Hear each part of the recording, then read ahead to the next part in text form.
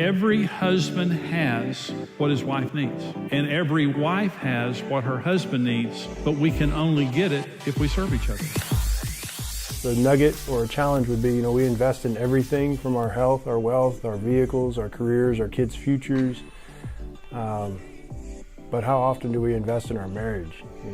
This was an opportunity for us to invest in our marriage, and it's something that definitely yields fruit, and it may not yield immediate fruit. It'll yield future fruit, and it'll correct the course that, so many times through complacency we find ourselves on. The one thing that I took away is that so many times we go horizontal to our spouse to try to fix things where we need to be going vertical, and we need to be going to God and looking to Him. And when that relationship is where it needs to be, the horizontal relationship works out, and we're looking at them, as the good that's going on, things God's doing in their life, instead of the bad and the negative. And then that relationship is in a much better place. The depth of your honesty with each other will ultimately determine the depth of your intimacy. The speakers gave an analogy of us like tending a garden, and our marriage being a garden, and we go out and see the tree in the garden and it looks kind of sickly, and instead of wanting to just rip it out and get a new one because we got a bad tree, we look at it and see, what can I do to nourish this tree? What do I need to do? What kind of nutrients? What do I need to do to sow into this tree to make it healthy, to produce fruit, to grow, to thrive?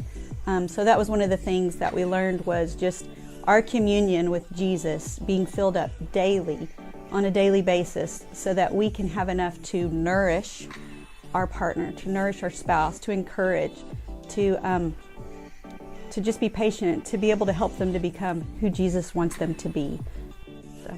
And what I learned was that sometimes when we come into a relationship, we have baggage, and we need to unpack those bags, get it out, sort through it,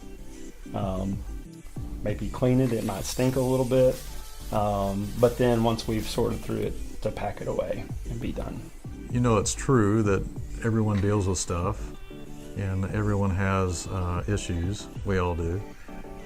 But it's just good to hear that coming from others, and seeing thousands of people gathered together in a commitment to deal with their stuff. And I think that's a powerful thing. And for me and June, we've been married almost 19 years.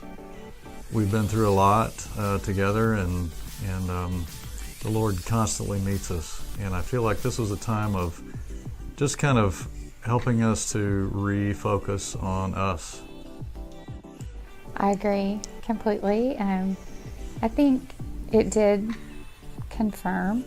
affirm a lot of things as far as covenant, and that, God is the one who builds the marriage. And even when things are hard, we go back to covenant, and we're in covenant with God and with each other.